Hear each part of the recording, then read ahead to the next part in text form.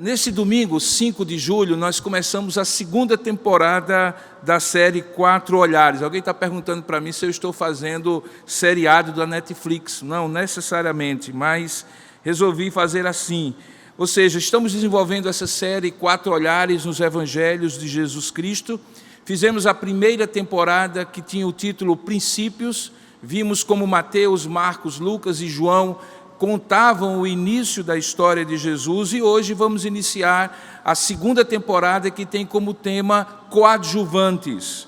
A ideia é que possamos caminhar com os evangelistas, apresentando alguns dos personagens coadjuvantes de Jesus. Ele é o grande protagonista da história da redenção que os evangelistas contam, mas gente como Maria, como a família de Jesus, como João Batista, os discípulos, os apóstolos, os políticos e os religiosos da época de Jesus, tiveram uma relação ali com ele que sempre foi marcada por algumas polêmicas e por algumas questões que valem a pena nós visitarmos. Então, hoje, particularmente neste primeiro episódio, nós vamos olhar juntos para a família de Jesus, especialmente para a sua mãe Maria.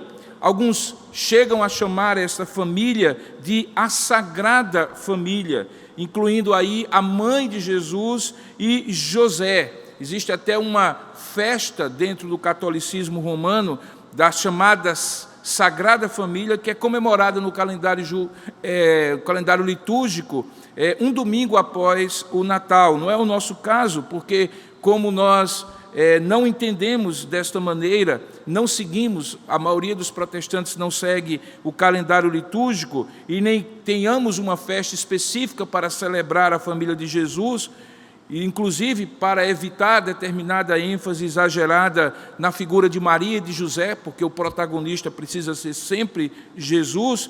No entanto, é importante nós olharmos para esta relação familiar e entendermos como os evangelistas apresentam essa figura que é muito importante para o nascimento de Jesus, que é Maria. O que há nos relatos dos evangelistas que possa nos dar uma correta compreensão do papel de Maria para a história da redenção, evitando-se, obviamente, os extremos, tanto de subestimá-la, como também de supervalorizá-la. Como eu gosto de falar, nem Maria de mais, nem Maria de menos. Como, então, ter essa percepção equilibrada desta coadjuvante que tem um papel único na história da redenção? Para isso, eu gostaria de convidá-lo a abrir onde você estiver o texto da Sagrada Escritura, que se encontra em Lucas, capítulo 1, verso 26 a 56. Esse é o texto completo. Nós não vamos lê-lo completamente hoje pela manhã, porque esse primeiro episódio será feito em duas partes. Nesta primeira parte, nós vamos ver a anunciação de como o anjo Gabriel anunciou a Maria o nascimento de Jesus, e também a visita que ela faz a Isabel, sua parenta, que estava grávida já há 6 meses de João Batista, que viria a ser o antecessor de Jesus. E à noite nós iremos ler e expor o Cântico de Maria, também conhecido como Magnificat. Então temos um mesmo episódio, uma mesma exposição em duas partes, e esse também é o motivo para que você esteja aqui conosco no domingo pela manhã, às 9 horas, e também às 18 horas para ver a segunda parte. Pois bem, vamos a Lucas capítulo 1, versos 26 em diante. E diz assim a palavra de Deus, você pode acompanhar aí a leitura. No 6º mês, foi o anjo Gabriel enviado da parte de Deus para uma cidade da Galileia chamada Nazaré, a uma virgem desposada com certo homem da casa de Davi, cujo nome era José, e a virgem chamava-se Maria. E entrando o anjo aonde ela estava, disse: Alegra-te, muito favorecida, pois o Senhor é contigo. Ela, porém, ao ouvir esta palavra, perturbou-se muito e pôs-se a pensar no que significaria essa saudação. Mas o anjo lhe disse: Maria, não temas, porque achaste graça diante de Deus. Eis que conceberás e darás à luz um filho, a quem chamarás pelo nome de Jesus. Este será grande e será chamado Filho do Altíssimo. Deus, o Senhor, lhe dará o trono de Davi, o seu pai. Ele reinará para sempre sobre a casa de Jacó, e o seu reinado não terá fim. Então disse Maria ao anjo: como será isto? Pois eu não tenho relação com homem algum. Respondeu-lhe o anjo: descerá sobre ti o Espírito Santo, e o poder do Altíssimo te envolverá como uma sombra. Por isso também o ente santo que há de nascer será chamado Filho de Deus. E Isabel, tua parenta, igualmente concebeu um filho na sua velhice, sendo este já o 6º mês para aquela que diziam ser estéril, porque para Deus não haverá impossíveis em todas as suas promessas. Então disse Maria: aqui está a serva do Senhor, que se cumpra em mim conforme a tua palavra. E o anjo se ausentou dela. Naqueles dias, dispondo-se Maria, foi apressadamente à região montanhosa, a uma cidade de Judá. Entrou na casa de Zacarias e saudou Isabel. E ouvindo a saudação de Maria, a criança lhe estremeceu no ventre. Então Isabel ficou possuída pelo Espírito Santo e exclamou em alta voz: bendita és tu entre as mulheres, e bendito o fruto do teu ventre. E de onde me provém que me venha visitar a mãe do meu Senhor? Pois logo que me chegou aos ouvidos a voz da tua saudação, a criança estremeceu de alegria dentro de mim. Bem-aventurada a que creu, porque serão cumpridas as palavras que lhe foram ditas da parte do Senhor. Que Deus abençoe a sua palavra. A segunda parte do texto nós vamos ler à noite na ministração às 18 horas. Vamos orar juntos, onde você estiver, e eu aqui, pedindo a Deus que ilumine e abra o nosso entendimento para ouvir e compreender a sua palavra. Ó Deus amado, rogamos que assim seja, que o Senhor abra o nosso entendimento, jogue luz sobre a tua palavra, luz do teu Espírito, aquele que inspirou esta palavra e que tem o poder de iluminar, esclarecer, nos fazer compreender, confiar nela e obedecê-la. Faça isso, Pai, a cada um que haverá de ouvir essa mensagem, agora, enquanto ela está sendo ministrada, e posteriormente, quando ela ficar à disposição. Faça isso, Pai, e nós te daremos toda a honra, toda a glória e todo o louvor. E assim oramos em nome e para a glória de Jesus. Amém. A primeira parte do relato de Lucas, que nós acabamos de ler, nos informa que Maria era de uma cidade da Galileia chamada Nazaré. Ou seja, Maria vivia justamente naquela região que não era das mais religiosas de Israel. Você deve lembrar que Mateus capítulo 4, verso 12 a 17, faz uma referência a um texto de Isaías, dizendo assim, que quando Jesus ouviu que João tinha sido preso, obviamente depois do texto que nós lemos, ele voltou para Galileia e, saindo de Nazaré, foi viver em Cafarnaum, que ficava junto ao mar da Galileia, na região de Zebulon e Naftali, para cumprir o que fora dito pelo profeta Isaías, o texto de Isaías no capítulo 9, onde se diz: terra de Zebulon, terra de Naftali, caminho do mar, além do Jordão, Galileia dos gentios, o povo que vivia nas trevas viu uma grande luz, e sobre os que viviam na terra da sombra da morte reinou uma luz. E daí em diante Jesus começou a pregar para aquele povo: arrependam-se, pois o reino dos céus está próximo. A palavra Galileia vem de Gali, que significa em hebraico pequeno círculo.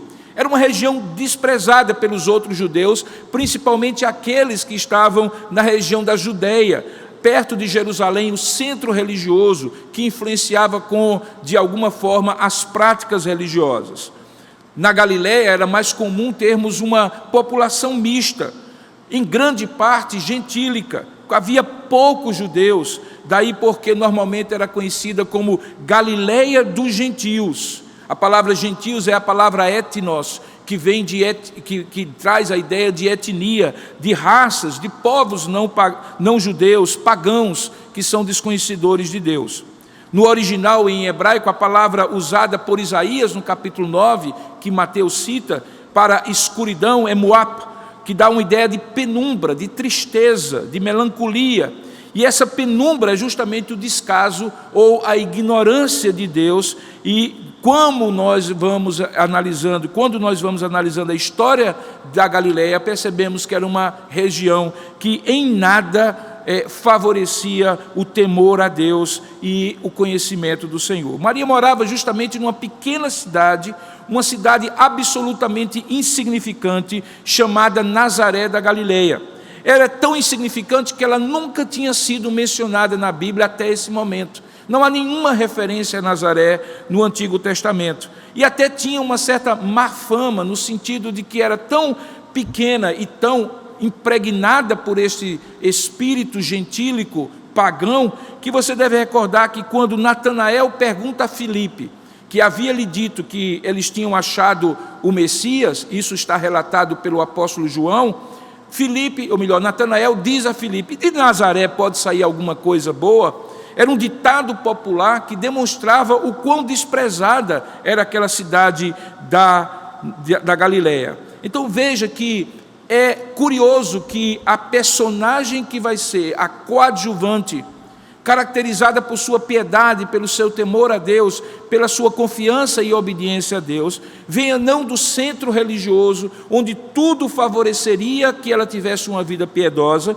mas justamente da periferia de Israel, de uma cidade insignificante, de uma região que não era a região mais piedosa.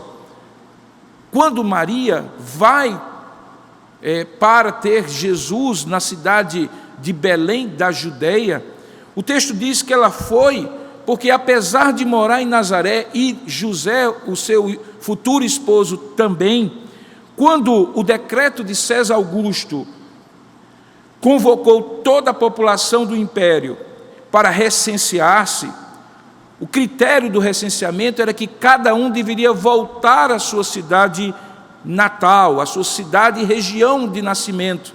E como José era da tribo de Judá, descendente daquela região, e Maria também, eles vão para aquela região, de modo que, apesar de viverem ao norte em Nazaré, nessa região mais gentílica e pagã, eles vão para o sul, perto de Jerusalém, para a cidade de Belém, que fica nas cercanias de Jerusalém, para ter Jesus. Lucas faz questão, nessa descrição, de caracterizar que o anjo aparece, diz o texto, a uma virgem desposada com certo homem da casa de Davi, para enfatizar que tanto José como Maria eram descendentes de Davi, porque a promessa e a profecia dizia que era de Judá que viria o Messias, e que esta Maria, que era sua noiva, esse é o sentido da ideia da palavra desposada, também era da tribo de Judá. O casamento judaico, como grande parte dos povos semitas, acontecia muito cedo na vida de uma mulher. É provável que Maria fosse uma adolescente, com seus 12, 14 anos, 15 anos talvez. A tradição diz que José era um homem mais velho. E com esta ideia é quando é dito que, pelo texto, que o anjo é enviado a uma virgem que está prometida, comprometida, desposada, que era algo muito mais sério do que o noivado hoje. Na verdade, a mulher naquela época, e também o homem, já assumia compromissos relacionados ao casamento, de fidelidade, de exclusividade, menos relações sexuais que só podiam acontecer depois das núpcias. Então Lucas, em sua maneira organizada, como vimos domingo passado, como um hábil historiador que concatena os fatos de maneira sistemática, perceba que ele localiza os fatos, vai acontecer em Nazaré da Galileia, ele descreve os personagens envolvidos, é um anjo enviado pelo Senhor, que nós sabemos que é Gabriel, que é enviado a uma jovem, muito jovem, mas que já estava desposada de um marido chamado José, que ambos eram da região da Judéia e que moravam em cima, no sul, na Galileia. Lucas então descreve esses fatos, personagens locais, traçando um cenário de uma maneira figurada. É como aquele filme que você assiste, que começa com um plano aberto, mostrando a paisagem daquele lugar. E de repente ele vai fechando esse plano para aquela história específica que ele quer contar naquele lugar, com aquele horizonte, com aquela história, com aquela geografia que ele colocou na primeira imagem daquele filme. Curioso é que no diálogo do anjo com Maria e no diálogo de Isabel com Maria, que foi o texto que nós lemos e que vamos expor nesta manhã,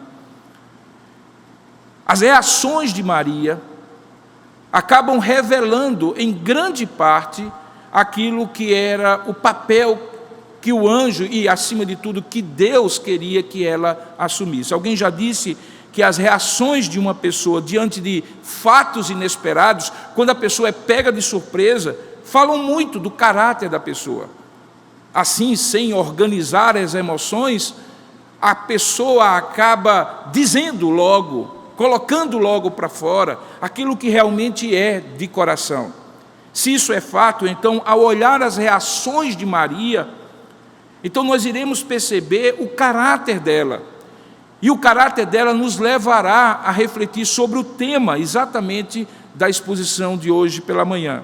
É que Maria é uma coadjuvante do grande protagonista Jesus, mas que ela é uma coadjuvante com um papel único na história. Você tem vários discípulos, você tem vários apóstolos, você tem irmãos de Jesus que são inclusive nomeados na Bíblia, irmãos e irmãs, mas você só encontra uma Maria.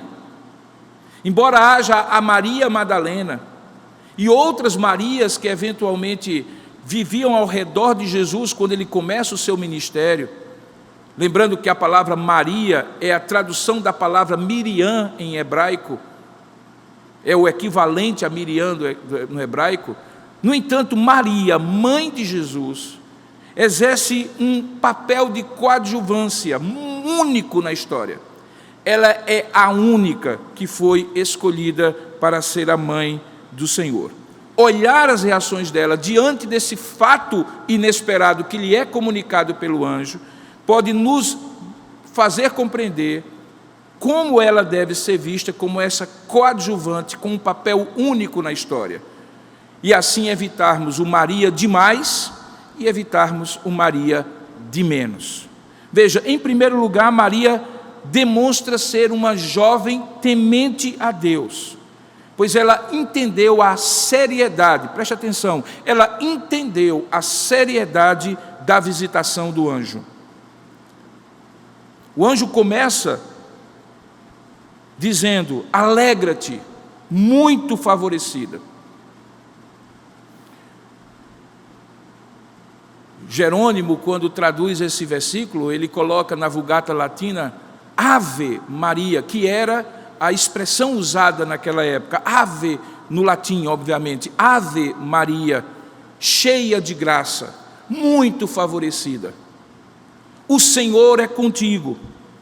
Aquela saudação trazia um quê de solenidade, trazia uma lembrança aos muitos fatos do Antigo Testamento, quando em momentos muito importantes da história do povo de Deus, Deus escolhia visitar alguém para fazer um comunicado, às vezes por intermédio de um anjo. Esse comunicado frequentemente envolvia a escolha da pessoa para uma missão extraordinária. Nós estamos diante de uma anunciação, que é uma visitação que traz uma missão para Maria.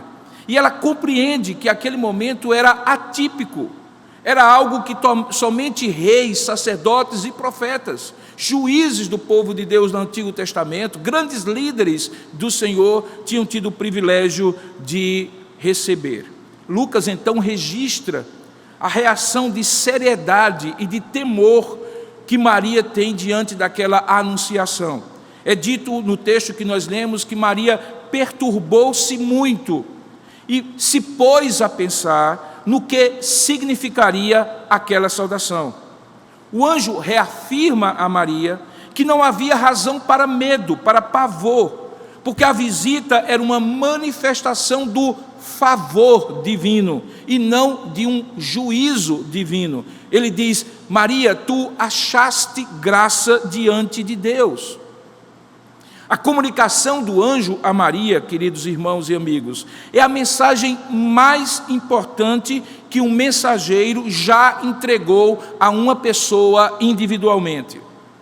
Nenhuma mensagem antes, nenhuma mensagem depois era mais importante, mudaria mais a história da humanidade do que aquela mensagem do anjo Gabriel a Maria. Esta, inclusive, era a razão porque Gabriel foi escolhido como anjo da anunciação.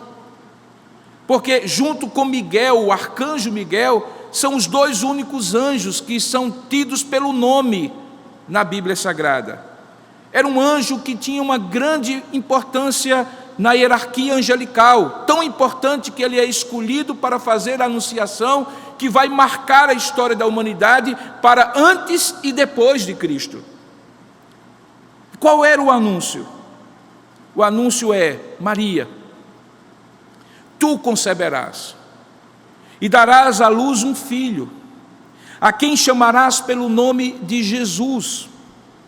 Este será grande e será chamado Filho do Altíssimo. Deus, o Senhor, lhe dará o trono de Davi, o seu pai. Ele reinará para sempre sobre a casa de Jacó, e o seu reinado não terá fim. O anúncio de quem seria o filho de Maria era extraordinário. Fica claro pelo próprio nome que é dado. Lembra que em Mateus capítulo 21 é dito a José que o nome que ele haveria de colocar no seu filho seria Jesus, porque ele salvaria o seu povo dos pecados dele. E Yehoshua, que é a tradução em hebraico para Josué, aqui chama-se Jesus porque significa o Salvador. Jesus significa o Salvador. Além disso, o anjo revela pelo menos um título que remete a passagens do Antigo Testamento extraordinárias. É dito que ele é Filho do Altíssimo. A palavra Altíssimo em hebraico é El Elyon, o Deus Altíssimo, o Deus que está acima de toda a realidade. E aqui, de maneira muito interessante, muito significativa, o anjo diz que Jesus é o Filho desse Deus para além de toda a realidade, desse Deus Altíssimo. Nunca no Antigo Testamento havia sido dito que esse Altíssimo teria um filho, mas agora a humanidade de Jesus e a divindade de Jesus são sintetizadas num único título: Filho do Altíssimo. No anúncio, além do nome e além do título, é dito que ele será o herdeiro eterno do trono de Davi. Isso dava ainda mais peso à anunciação.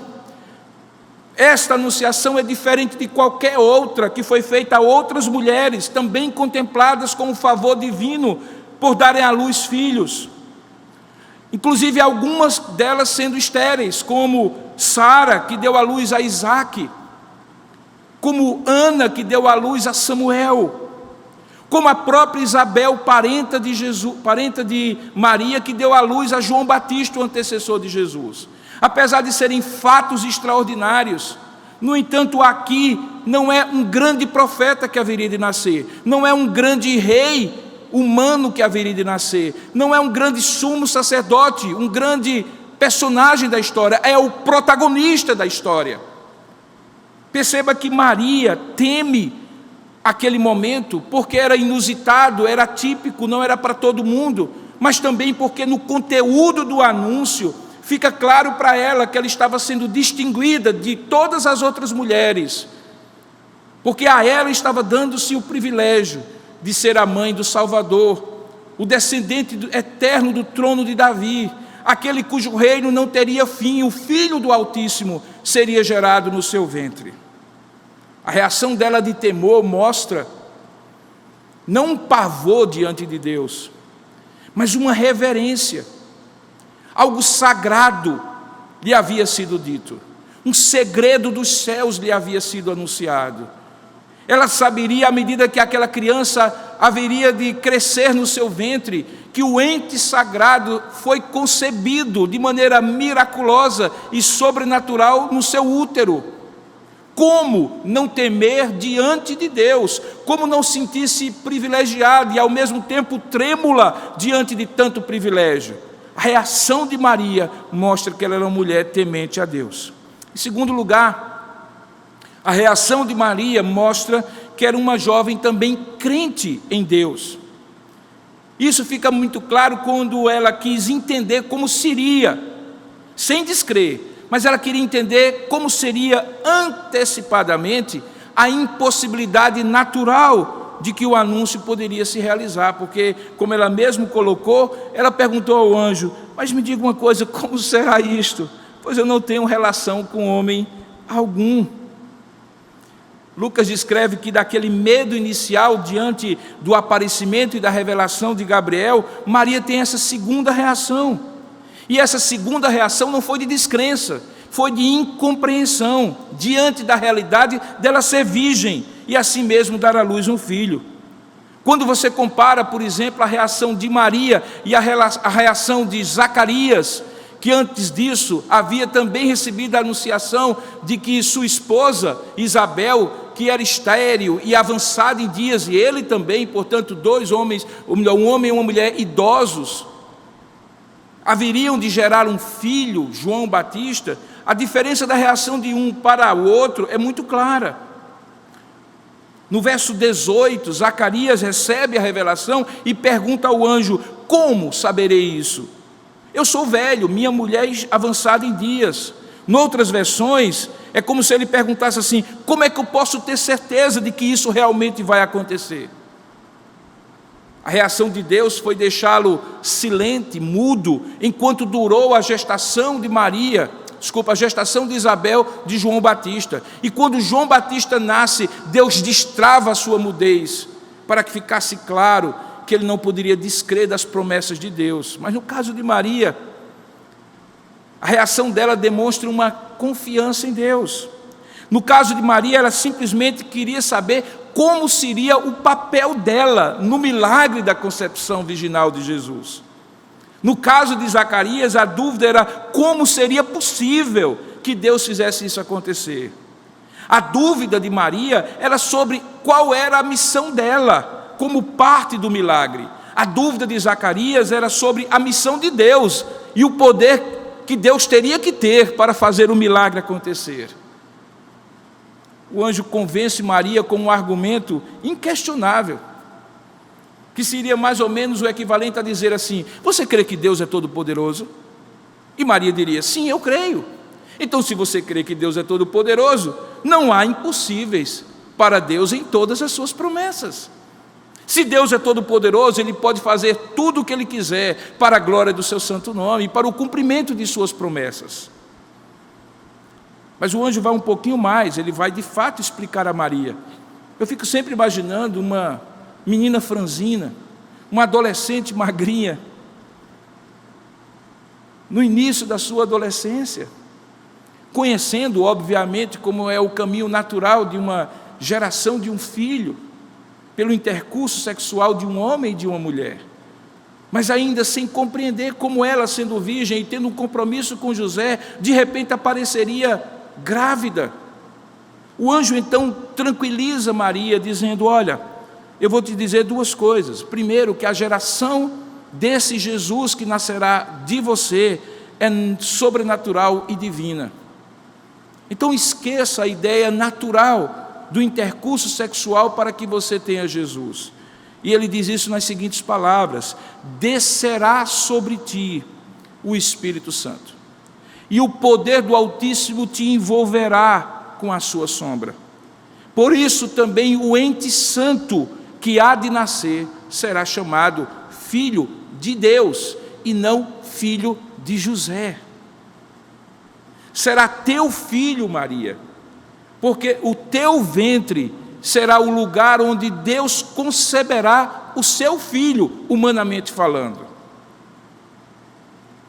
Perceba que a maneira poética como o anjo coloca, descerá sobre ti o Espírito Santo, e o poder do Altíssimo te envolverá a tua sombra, remete a alguns momentos em que a gente vê o Espírito Santo agindo. No momento da criação, lembra, diz que no princípio criou Deus os céus e a terra, porém era sem forma e vazia, mas o Espírito de Deus pairava sobre a face do abismo. Em vários momentos na travessia do povo para chegar à terra prometida, o Espírito Santo, a presença do Espírito Santo é assemelhada a uma sombra naquele sol causticante do deserto. A ideia de que a sombra do Altíssimo, como diz o Salmo 91, proteja, gere vida, produza milagres, é a ideia que o anjo transparece e comunica aqui para Maria. Descerá sobre ti o Espírito Santo, e o que é impossível aos homens não será impossível a Deus. O poder do Altíssimo te envolverá com um abraço da sua sombra, e o que é impossível aos homens será possível a Deus. E por causa disso, o ente santo, separado, distinto de todos os outros seres e todos os outros bebês pela maneira natural de serem concebidos, será chamado Filho de Deus. Para ajudar Maria a entender que Deus já estava fazendo o milagre, ele então usa um segundo argumento. O anjo, quando fala para ela, diz: olha, Maria, Isabel, tua parenta, aquela que para muitos já diziam ser estéril e incapacitada para ter filhos, saiba que ela já concebeu um filho na sua velhice, e ela já está grávida de 6 meses. Então, tanto a esterilidade de Isabel, na sua idade avançada, com seu marido Zacarias também na idade avançada, são usados pelo anjo para dizer: olha, você quer um exemplo de como isso acontecerá? Isabel, tua parenta, já está grávida, e aquela que diziam ser avançada em dias e não ser mais possível ter nela a geração de um filho, aquela que consideravam estéril, ela já está grávida. Para Deus não haverá impossíveis, e Ele já está fazendo o milagre, Maria. Então, tanto a virgindade de Maria é superada pela geração sobrenatural de Jesus, pela ausência das relações sexuais entre ela e o seu marido José, também já tem um exemplo de que a esterilidade e o avançado dos dias de Zacarias e de Isabel também já foram superados. Então é perceptível que, debaixo dessa explicação do anjo, Maria confia, não apenas teme a seriedade do anúncio, mas Maria confia, embora fosse incompreensível, por causa da impossibilidade natural do que estava sendo dito para ela, era confiável pela possibilidade sobrenatural da anunciação. Isso é uma coisa interessante, porque frequentemente nós estamos diante de situações que, pela possibilidade natural, é impossível, mas é plenamente compreensível e confiável pela possibilidade sobrenatural, porque estamos falando do Deus que é Altíssimo, o Deus Todo-Poderoso. Quando depois ela vai visitar a sua parenta Isabel, a própria Isabel testifica no versículo 45, de que naquele momento em que o anjo falou com ela, Maria foi uma mulher que confiou em Deus, porque ela diz assim: bem-aventurada é aquela que creu, porque serão cumpridas as palavras que lhe foram ditas da parte do Senhor. Então a primeira reação de temor, de reverência diante da seriedade do anúncio, é completada agora por uma segunda reação, que é a reação da confiança. E uma confiança, queridos irmãos e amigos, que era absolutamente sobrenatural, porque estava envolvido uma série de riscos. Uma noiva desposada a um homem que aparecesse grávida poderia ser acusada de adultério e ser apedrejada segundo a lei de Moisés. A confiança que Maria tinha em Deus era tão grande que, se Deus era capaz de gerar no seu ventre um filho de maneira sobrenatural, ele também seria capaz de protegê-la e guardá-la da maledicência dos outros, da maldade dos outros, da acusação dos outros de que ela supostamente teria cometido um adultério. Nós conhecemos pelo relato de Mateus que Deus gerou no coração de José uma consciência de que estava diante de algo sobrenatural. O anjo também apareceu para ele, obviamente, e ele entendeu que aquela não era uma história de carochinha, que o próprio Deus havia feito um plano extraordinário que o envolvia, mas que envolvia principalmente aquela que seria a sua esposa, que teria um filho que não seria seu, numa época de noivado, sem cometer adultério ou infidelidade contra ele, mas porque a geração de Jesus seria sobrenatural. E Maria confiou nisso, e por causa da confiança, Deus honrou aquela serva do Senhor. Então vimos o temor, vimos a confiança como reações de Maria, e em terceiro e último lugar, nós veremos que Maria era uma jovem obediente a Deus, porque a sua terceira reação foi: aqui está a serva do Senhor, que se cumpra em mim, conforme a tua palavra. É curioso, porque Maria caminha o caminho da piedade que todo servo e toda serva de Deus devem ter: temor, confiança e obediência. Maria teme diante da seriedade do anúncio. Maria confia mesmo diante da impossibilidade do anúncio. E Maria obedece, cumprindo a sua missão que lhe foi anunciada. Nesse ponto, Lucas descreve essa terceira reação, que ele resume em 3 palavras: submissão, confiança e disposição. Veja, ela diz: aqui está a serva do Senhor, que se cumpra em mim, conforme a tua palavra. Primeiramente, era uma submissão de Maria em aceitar este papel de coadjuvante única na história da redenção. Ela assume a sua missão. Lembra que a palavra submissão significa uma missão que está debaixo de uma missão maior, é parte da missão maior. Então ela entendeu que a sua missão era parte da missão maior de Jesus, e então ela entra em submissão. Ela diz: aqui está a serva do Senhor. O termo que ela usa é de um serviço. Ela entende que o seu ventre foi convocado por Deus para ser o lugar de um serviço que ela ofereceria a Deus. Do mesmo jeito que os seus lábios poderiam cantar, que suas mãos poderiam trabalhar, que os seus pés poderiam propagar a palavra indo aos lugares, ela entendeu que agora o seu ventre seria o lugar da missão e do serviço que ela ofereceria a Deus. Por isso ela se auto-intitula serva do Senhor. Além de submissão, ela demonstra essa confiança, porque ela diz assim: seja feito conforme a tua palavra. Essa expressão que inclusive Jesus usaria depois, quando algumas pessoas pedem a ele algo, e ele diz: seja feito conforme a tua fé, seja feito conforme a tua palavra, é aqui usada anteriormente por Maria para dizer assim: eu confio, mas eu confio na tua palavra, Senhor, que o Senhor está anunciando para mim. Então era submissão, era confiança e era disposição.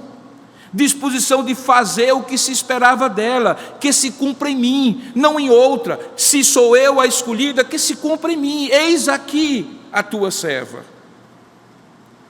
Essa missão de Maria, infelizmente, ao longo dos 2000 anos de cristianismo, tem sido um grande ponto de controvérsia.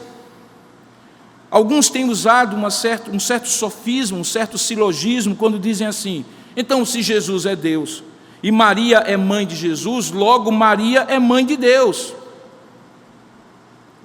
No ano de 325, no concílio de Niceia, foi dado a Maria o título de Theotokos, ou literalmente aquela que é portadora de Deus. A ideia até então era, como de fato a Bíblia diz, que esse papel coadjuvante, único, singular, que nenhuma outra mulher teve, sem dúvida alguma, que nenhum outro homem poderia obviamente ter, foi dado a Maria. Mas ela era apenas, como de fato foi, instrumento da encarnação do Verbo de Deus, e esse papel é único e singular. Nesse sentido, Maria não pode ser comparada a qualquer outra mulher. Ninguém houve antes ou depois, e ninguém jamais haverá de ter uma missão tão nobre e maravilhosa como a missão de Maria. Mas a Bíblia deixa claro, era uma missão de coadjuvante, de submissão a uma missão maior, que era a missão de Jesus.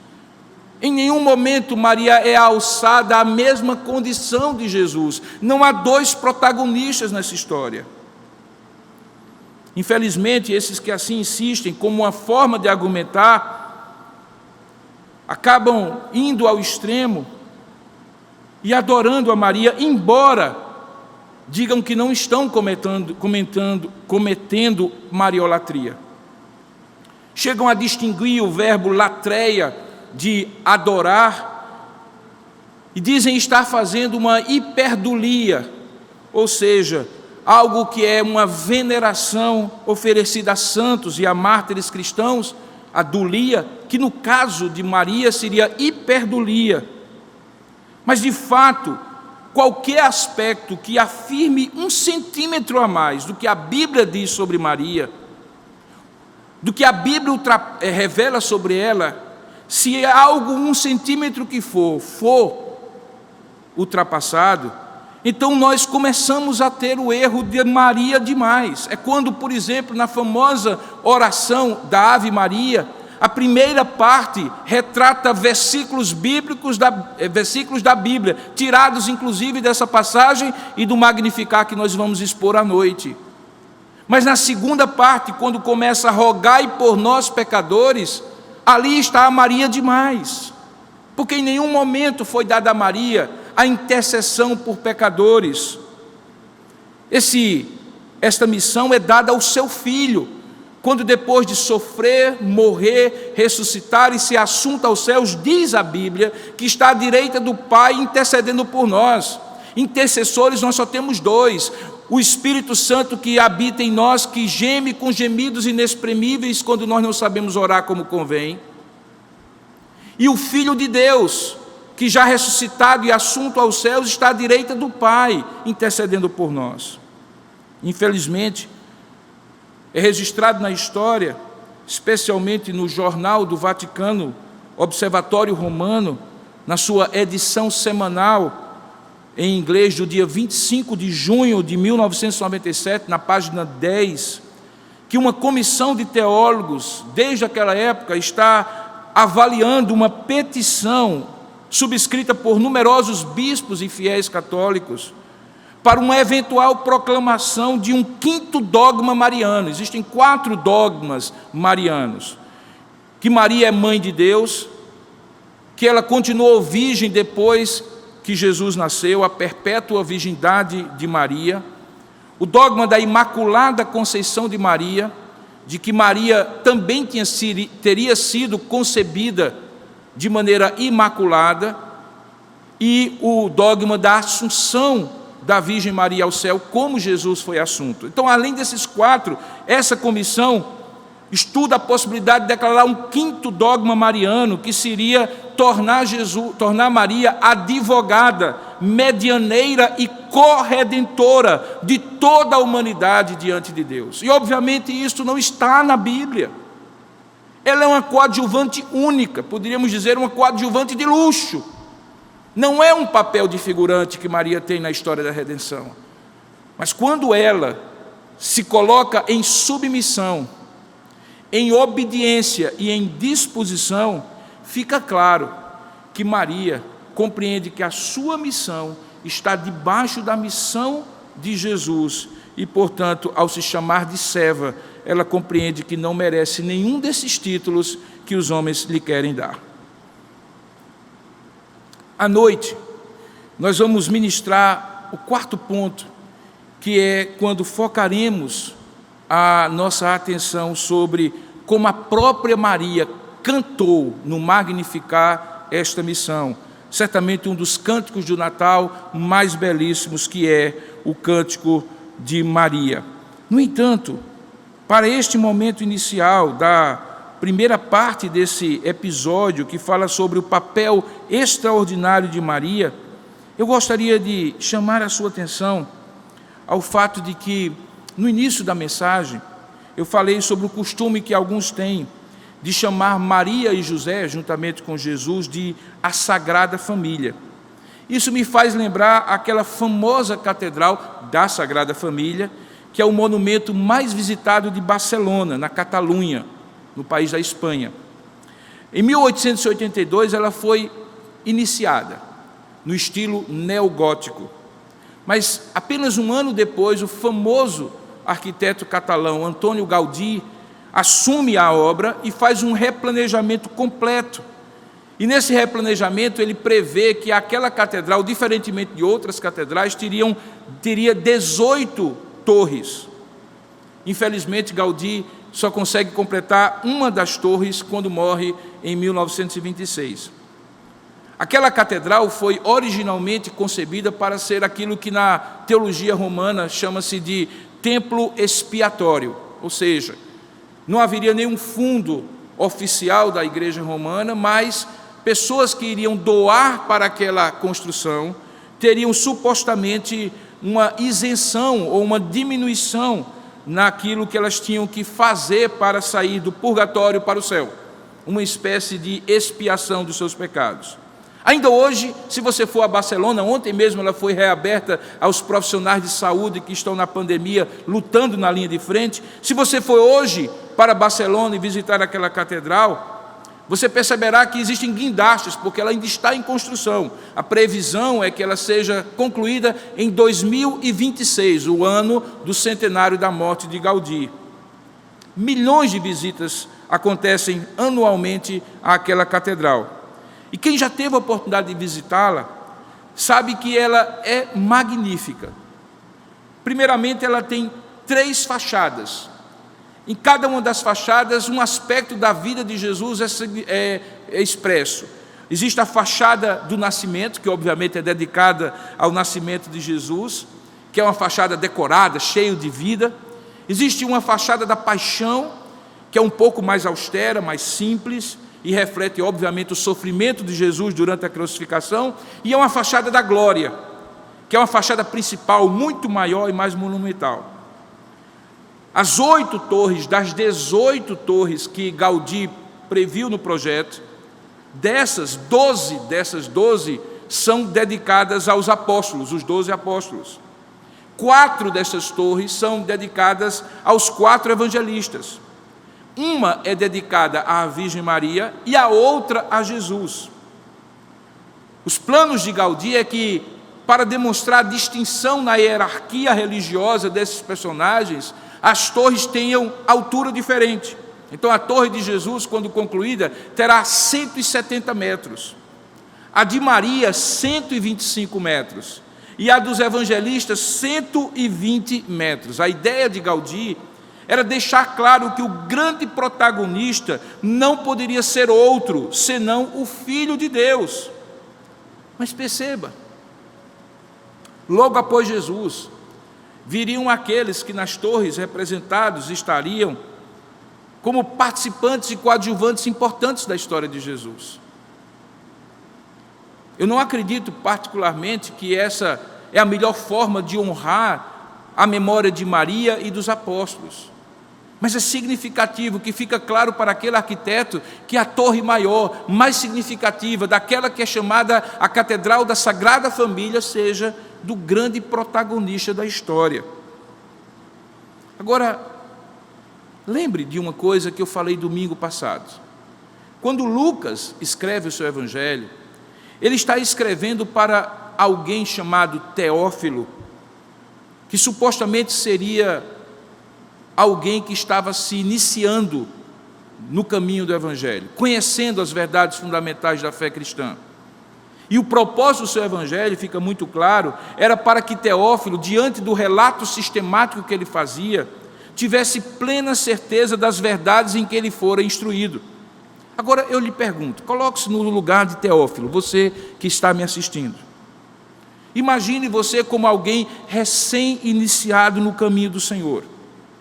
lendo essa passagem da anunciação de Jesus, da visita dele a Maria, como nós vamos expor à noite, e do Magnificar, que é o cântico de Maria, como tudo isso faria você, assim como Deus queria, assim como Lucas queria que Teófilo tivesse, como faria tudo isso você ter a plena certeza na qual você foi instruído. Eu gostaria de apontar pelo menos 4 ou 5 frases rápidas para você refletir. Primeiramente, essa história deveria mostrar a você, e mostra, que o grande protagonista da redenção é Deus o Pai, que envia o seu Filho, que se encarna para cumprir a missão. Essa é uma história que começa a ser planejada na eternidade, no céu, quando nada havia, e se concretiza no tempo e na história, na pessoa de Jesus, na encarnação do Verbo.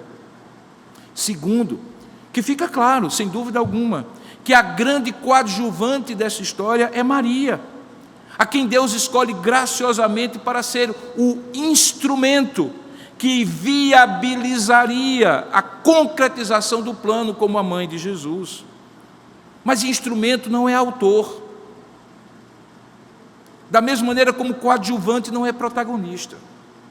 Terceiro, certamente você, se fosse Teófilo, perceberia que aqui Maria é contemplada no seu caráter piedoso, demonstrado por seu temor, confiança e obediência a Deus. Mas ela é contemplada pela graça de Deus.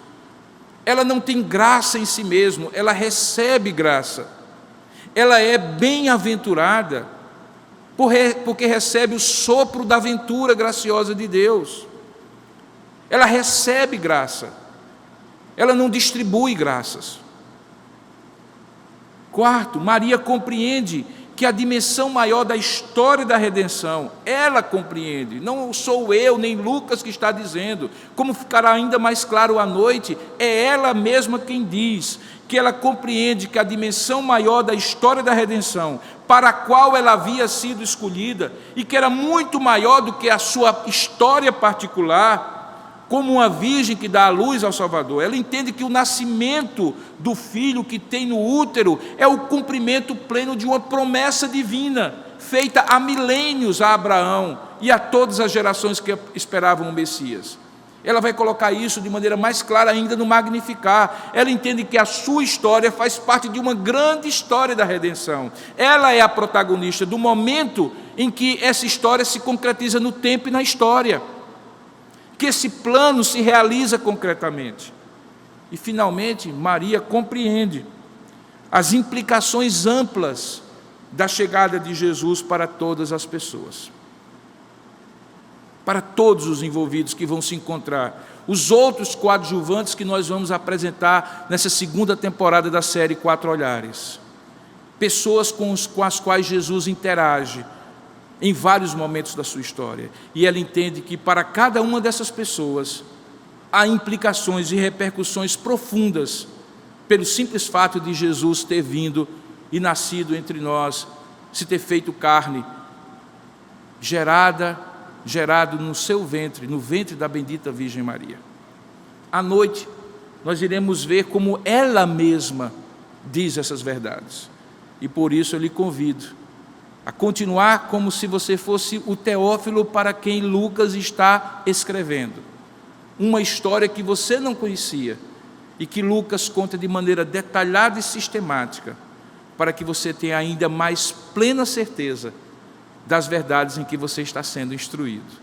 Assim como Teófilo, certamente Deus deseja que você compreenda que Maria é uma coadjuvante especial e única para cumprir um papel singular na história da redenção. Se você compreender isso, você nunca cairá no erro de Maria de mais, nem de Maria de menos. Ela não é coprotagonista com Jesus, e ela também não é uma mera figurante da história de Jesus. Ela é a bem-aventurada mãe e portadora do Salvador, quando no seu ventre vê o ente sagrado, o Filho do Altíssimo, ser gerado. Portanto, glória a Deus pela pessoa de Jesus, que é o grande protagonista. E graças a Deus, porque Maria teve essa atitude de temor, de confiança e de obediência a Deus, sem as quais a sua participação no drama da redenção não aconteceria. Só aconteceu por causa do temor, da confiança e da obediência de Maria. Que Deus o abençoe com essa certeza, que possa esclarecer, confortar e demonstrar para você que talvez seja também um coadjuvante na história da redenção, alguém que participa hoje, no tempo atual, dessa história para o seu tempo e para a sua geração. Que Deus nos abençoe e nos faça cada vez firmes no Senhor. É o que nós oramos, agradecemos, pedimos a Deus que ao final dessa mensagem aconteça no seu coração.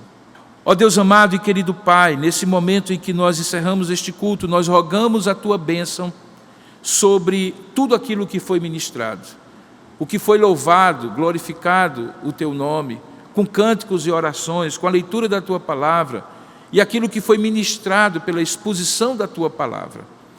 Que tudo isso possa descer, não apenas na nossa mente, nas nossas cognições e compreensões racionais, mas também tocar as nossas emoções mais profundas, os afetos do nosso coração, e nos conduzir na direção de atitudes, volições, tomadas de decisões e de escolhas semelhantes àquelas que Maria tomou, quando no temor do Senhor e por confiança a Deus, resolveu obedecer e cumprir a sua parte na grande missão que havia lhe sido dada, missão que fazia parte da missão maior de Jesus para a redenção dos seus filhos. Oramos que cada um de nós, à semelhança de Maria, possa também dizer: eis aqui a tua serva, eis aqui o teu servo, cumpra-se em mim a tua palavra. Abençoa-nos nessa hora com a tua bênção, bênção do Deus triuno, o Pai, o Filho e o Espírito Santo, pois assim nós te oramos e agradecemos em nome de Jesus, o Salvador. Que a graça do nosso Senhor e Salvador Jesus Cristo, o amor do nosso Deus e Pai, o poder, a comunhão e a consolação do Santo Espírito de Deus, repouse em sua vida, na vida de sua família, meu irmão, minha irmã, e em todo o povo de Deus na face da terra, desde agora e para todos sempre. Amém. Amém.